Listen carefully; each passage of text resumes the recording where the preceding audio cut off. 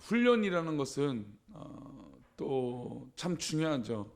예를 들어서 이제 몸이 좋은 사람을 보면 나도 저렇게 몸이 좋게 훈련해야지, 연습해야지, 운동해야지라고 생각을 합니다. 물론 뭐 작심삼일 가는 경우도 대부분이지만 그 운동을 함으로써 그 몸을 유지하고 또 그 몸을 유지함으로써 더 건강해지고 싶은 마음이 우리 가운데 있다라는 것이죠. 잠깐의 근육만 키워서 건강해질 수는 없습니다. 계속해서 운동하고 근력 운동도 하고 여러 가지 뭐 허리가 아프면 허리 운동도 계속해서 그 근육이 튼튼하고 생활할 수 있도록 해야 되는 것이죠. 또 공부하는 것도 그렇습니다. 공부도 어떻게 보면 훈련이죠. 영어 공부를 한참 하는데 뭐 그 순간만 영어 공부를 한다고 해서 영어가 늘어날까요? 그렇지 않죠. 영어 공부도 계속해서 지속적으로 해야, 언어를 사용해야 그 영어를 계속 잘할 수 있습니다. 쓰지 않고 훈련하지 않고 그것을 계속해서 유지할 수 있도록 매일같이 연습하지 않으면 그 감각이 유지가 될 수 없다는 것입니다. 영적인 부분도 마찬가지죠. 신앙생활도요, 은혜를 받았다고 해서 그 은혜 한번 받은 것으로 우리의 삶이 계속 튼튼해질 수 없다는 것입니다. 그 은혜는 그 은혜인 것이고, 오늘 받은 은혜는 오늘 받아야 되고, 또 내일 받을 은혜는 또 하나님 앞에 내일 받고, 그 은혜로 말미암아 우리가 살아가야 되는 것인 줄 믿습니다. 신앙생활도 가만히 있으면 퇴보됩니다. 그래서 우리는 날마다 기도와 말씀에 좀 더 하나님 앞에 가까이 가고 하나님의 은혜를 받을 수 있도록 힘써야 되는 것이죠. 인간이 연약하기 때문에 사탄은 끊임없이 우리를 유혹합니다. 그리고 유혹 거리를 던져주죠. 눈에 보이지 않는 믿음 생활, 기도 생활, 말씀 생활을 매일 성실하게 감당하는 것은 마치 운동을 계속하고 아니면 공부를 계속하는 것처럼 쉽지 않은 것처럼 이 또한 쉬운 것은 아닙니다. 뭐 당연하겠죠.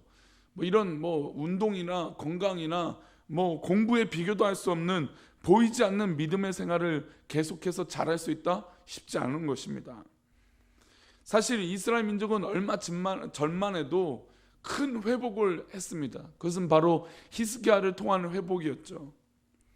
이스라엘 민족이 이 아수르 군대 18만 5천 명을 향해서 다 위기 가운데 있었는데 히스기야가 하나님 앞에 정말 붙들고 기도했더니 하루아침에 승리하게 하시고, 또 히스기야가 산당과 우상들을, 아세라 신전들을 깨부시면서 영적 회복을 일으켜냈습니다. 얼마나 큰 은혜입니까?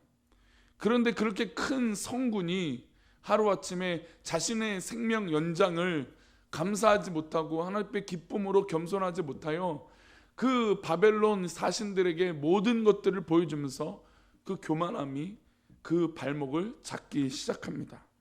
그래서 하나님께서 너의 이 나라가 곧 멸망할 것이고 바벨론에게 쑥대밭이 될 것이다 라고 하는 이 예언적인 말씀을 이사야 선지자를 통해서 하시게 됩니다.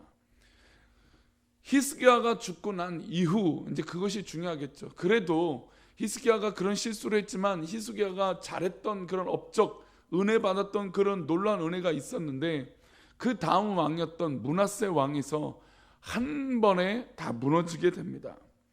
므낫세 왕이 아버지 같지 않았습니다. 아버지가 했던 이 모든 선한 것들을 다시 이 악한 것으로 바꿔버린 모습을 가지게 됩니다.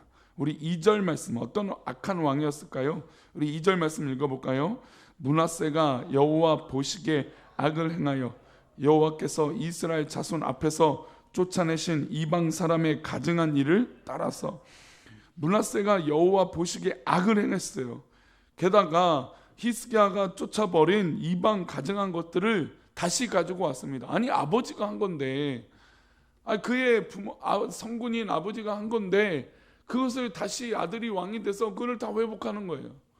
아니, 좋은 것이라면 괜찮지만 하나님 말씀을 붙잡고 사는 이스라엘 민족이, 이 남유다가, 그것도 예수 그리스도의 정말 적통이 되는 이 나라 민족이 어떻게 이 가증한 것을 다시 회복할 수 있을까요?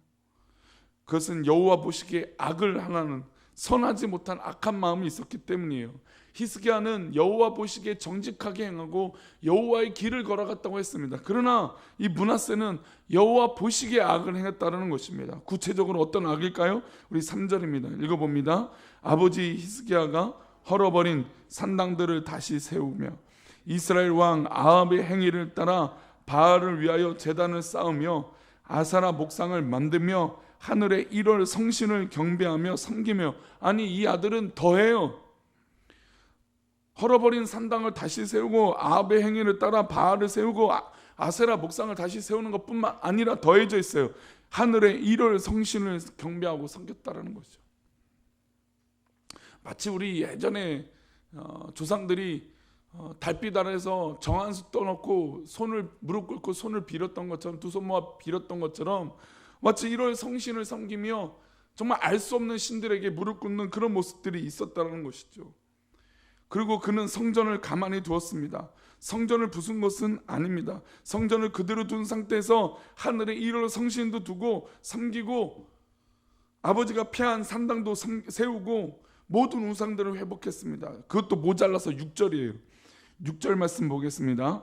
또 자기의 아들을 불 가운데로 지나게 하며 점치며 사수를 행하며 신접한 자와 박수를 신임하여 여호와께서 보시기에 악을 많이 행하여 그 진노를 일으켰으며. 끔찍한 일이에요. 인신제사, 자신의 아들마저도 불 가운데로 지나가게 하는 거예요. 마치 무당이 푸닥거리하는 것처럼 자기 아들을 불 가운데로 걸어가게 해서 점치고 사수를 행하고 신접한 자와 박수를 신임했어요. 여호와 보시기에 철저하게 악을 행했습니다. 결국 하나님의 진노를 일으킬 정도로 약한 모습을 갖게 됩니다. 그래서 우리가 받은 은혜가 한 번 받은 것으로 그쳐서는 안 되는 것이에요. 우리가 받은 은혜가 있으면 또 우리를 넘어뜨리는 모두 역사할까요? 사단도 역사하죠. 우리가 은혜를 받고 기쁨이 있고 소망이 있으면 그만큼 마귀가 우리를 또 흔들려고 집어삼키려고 우리를 유혹합니다. 므낫세에게 압박했겠죠. 왜요? 히스기야가 다 그것들을 무너뜨렸으니까 아유, 산당이 없으니까 불편합니다. 아세라 목상이 없으니까 불편합니다. 바알 목상이 없으니까 불편합니다. 산당이 없으니 불편합니다. 이런 이야기들을 므낫세가 왕이 되니까 백성들이 했겠죠. 쏟아지는 민원을 해결해야 되는데 그것은 하나님 기뻐하시는 것이 아니었습니다. 므낫세는 아버지의 길이 아니라, 하나님의 길이 아니라 인간의 유혹과 또 하나님 기뻐하시지 않는 길을 걸어갔다는 것입니다. 히스기야가 하나님만 의지하기 위해서 얼마나 열심히 기도했습니까? 그러니까 우리가 믿음의 삶을 산다는 것은 우리가 받은 은혜가 있고 기쁨이 있고 회복이 있을 때 야, 너무 좋았어 라고 그냥 거기서 멈추면 안 되는 겁니다. 그리고 우리는 계속해서 기도하고 계속해서 하나님 앞에 그 악한 유혹들을 이길 수 있도록 힘써야 될 줄 믿습니다. 우리가 바로 그런 믿음의 결단이 필요한 거예요. 우리가 신앙생활을 하며 하나님만 한 분 섬긴다는 것 생각보다 쉽지 않습니다. 마음에 하나님 한 분만 모시고 사는 것은 어떻게 보면 아주 어려운 일이에요. 열심히 투쟁하지 않고 열심히 싸우지 않으면, 열심히 마귀와 대적해서 싸우지 않으면 이 귀한 믿음, 이 하나님을 섬기는 이 귀한 믿음을 유지하기가 쉽지 않다는 것이죠. 때로는 우리 가운데 마음이 힘들 때고 있고, 때로는 우리가 돈 문제가 생길 때도 있고, 때로는 세상의 온갖 유혹이, 걱정들이 우리 마음을 집어삼키려고 할 때도 있다는 것이죠. 어느 순간 나도 모르게 그렇게 은혜 받았던 내가 어느 순간 그것에 발목이 잡히고 유혹에 넘어질 것 같은 그런 깜짝 놀랄 일들이 우리 가운데 일어나기도 합니다. 그러나 이 시간 우리 가운데 하나님 말씀하십니다. 하나님 한 분만 섬겨라. 하나님 한 분만 의지하고 나아가라고 얘기하고 계십니다. 사랑하는 우리 아침 기도에 모여서 기도하신 사랑하는 성도님들, 오직 우리 주님만 믿고 주님만 의지하고 주님만 사랑하는 그런 성도님 되시를 축복합니다. 우리가 이렇게 믿음의 삶을 하루하루 걷다 보고 또 이 은혜를 사모해서 하루하루 더욱더 사모하면 하나님께서 우리의 훈련을 더욱더 시켜주셔서 기도의 줄기를 더욱더 튼튼하게 세워주시고 열매 맺게 해주실 줄 믿습니다. 말씀도요, 매일 읽지 않으면 안 되는 것이에요. 말씀도 매일 읽어야 그 말씀이 나를 사로잡고 나를 붙들어 주시는 것인 줄 믿습니다. 우리는 날마다 믿음의 경주를 하고 있습니다. 한시도 경계하지 않고 한시도 긴장하지 않으면 우리는 넘어지게 됩니다. 그러나 우리가 넘어지지 않기 위해서 이 믿음의 출발선에서 함께 요이 땅 하고 뛸 때 우리가 전력으로 계속해서 달려가지 못할지라도 그래도 꼬린 지점을 향해서 저 하나님의 영광의 길을 위해서 끝까지 꼬리는 지점을 향해서 달려가는 우리 사랑하는 성도님 되시길 축복합니다. 우리에겐 다른 길이 없습니다. 믿음의 사람은 다른 이 편리한 길이 없고 다른 지름길이 없어요. 우리는 오직 우리 저 천국을 향해서 저 십자가를 향해서 달려가는 그 길밖에 없습니다. 그러니 우리 사랑하는 성도님 다른 길 보지 마시고 오직 주의 길만 바라보시고 타협하지 말고 유혹에 넘어가지 말고 주의 말씀 의지하여 승리하는 우리 귀한 성도님 되시기를 축복합니다. 우리 맥체인 성경 읽기표에 우리 히브리서 3장의 말씀 보겠습니다.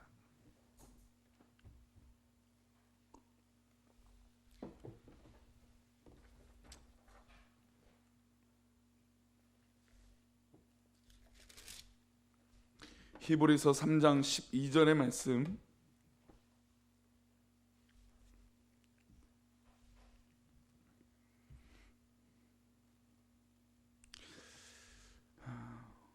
우리에겐 또 사명이 있죠. 나만 믿음이 좋으면 안 되고, 근데 우리 인생의 동반자도, 부부도, 남편도 아내도 믿음 안에 있어야 될 것이고, 우리 자녀들도 믿음의 뜻에 벗어나지 않도록 우리가 우리 가족들을 위해서 힘써 기도하시기를 축복합니다.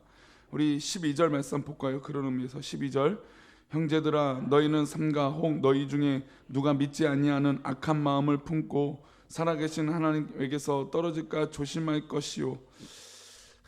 우리 가운데 혹이나 믿지 아니하는 악한 마음을 품고, 그게 사실 악한 마음이라고 말할 수 없죠. 그럴 수도 있다라고 하는 마음이 있어요. 근데 하나님을 떠난 것 자체가 악한 마음이 그들 가운데 집어삼켜졌다라는 거예요. 그래서 우리는 빨리 강건해야 돼요. 우리 주변에 악한 마음을 품고 하나님께서 떨어진 이 사랑하는 형제들이 있다면 우리는 회복해야 될 줄 믿습니다. 특별히 우리 추수감사주일은 무결석주의로 선포해 봤습니다. 대단한 행사로 하지 않고 기념품도 없을 것이고 선물도 없습니다. 그러나 그 한 주간만이라도 무결석주의를 하면서, 물론 우리 목장에서 맛있는 음식도 준비하고 여러 가지 준비하는 수고한 손길도 있겠지만, 중요한 것은 우리 주변에 있는 하나님 앞에 떨어져 있고 하나님 앞에 멀어져 있는 형제들을 회복하는 것인 줄 믿습니다. 우리 주변을 돌아봐 하나님께 떨어진 사람들을 권면하고 사랑하는 기회가 되기를 축복합니다. 우리 13절 읽어볼까요? 13절, 오직 오늘이라 일컫는 동안에 매일 피차 권면하여 너희 중에 누구든지 죄의 유혹으로 완고하게 되지 않도록 하라. 오늘이라고 일컫는 이 동안, 그렇잖아요. 오늘 우리가 살아가는 이 시간, 이 하루가 우리 가운데 주어졌는데 피차 매일 권면하자는 것이죠. 근데 사실은 말 한 번 해서 안 들으면 두 번 하기 싫어요.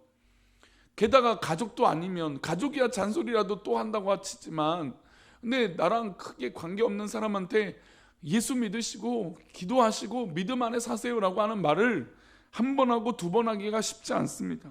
그러나 성경은 매일 피차 권면하라고 얘기하고 있습니다. 매일 그가 악한 길에 가지 않도록 권면하라고 말씀하고 있어요. 포기하지 말라는 것이죠. 그래서 죄의 유혹에 빠져서 완고한 마음이 그 가운데 사로잡히지 않도록 그 마음을 녹여야 돼요. 하나님 말씀으로 권면해서 그 마음을 녹여야 돼요. 14절입니다. 읽어봅니다. 우리가 시작할 때 확실한 것은 끝까지 견고히 잡고 있으면 그리스도와 함께 참여한 자가 되리라. 확실한 것을 끝까지 견고히 잡고 있으라는 것이죠. 그러면 그리스도와 함께 참여한 자가 된다는 것입니다. 우리가 어제 말씀도 봤지만 히스기야가 확신한 것을 끝까지 붙들고 계속해서 하나님 앞에 감사했다면 그렇게 말년에 아쉽지는 않지 않았을까라고 생각이 듭니다. 우리는 하나님의 은혜, 이 확실한 것을 끝까지 붙들고 나아가야 될 줄 믿습니다. 오늘도 이 아침에 기도할 때 하나님 앞에 그렇게 기도했으면 좋겠어요. 하나님, 우리가 받은 은혜가 큰데 이 받은 은혜를 정말 끝까지 견고히 붙잡는 믿음이 있게 해달라고 기도하시기를 축복합니다. 그러면 그리스도와 함께 참여하게 될 줄 믿습니다. 우리 마지막으로 15절 한 구절 읽고 맺겠습니다. 15절입니다. 성경에 일렀으되 오늘 너희가 그의 음성을 듣거든 경노하시게 하던 것 같이 너희 마음을 완고하게 하지 말라 하였으니, 완고하지 말라, 하나님 앞에 고집 피우지 말라는 거예요. 아니 왜 하나님 앞에 고집 피워요? 우리가 하나님을 전능하신 하나님이라고 하면서 우리의 삶은 하나도 바뀌지 않고 하나도 변화되지 않으면서, 즉 고집 피우면서 하나님의 은혜를 사모한다는 건 어불성설이고 앞뒤가 맞지 않는 것이죠. 하나님의 은혜를 구하면 나도 유연하고 바뀔 준비가 되어 있어야 돼요. 내가 고집 피우지 않고 완고하지 않고 하나님 말씀을 받아들일 준비가 되고 그 받은 말씀을 가지고 은혜를 끼쳐야 됩니다. 그게 하나님의 크신 은혜요 계획이에요. 그 크신 사랑이에요. 근데 가끔 고집스러운 사람을 만나면 참 안타까워요. 하나님 앞에 고집 피우는 사람 보면 더 안타까워요. 하나님 앞에 왜 고집 피워요? 왜 마음을 그렇게 완고하게 하고 있습니까? 그럴 필요 없어요.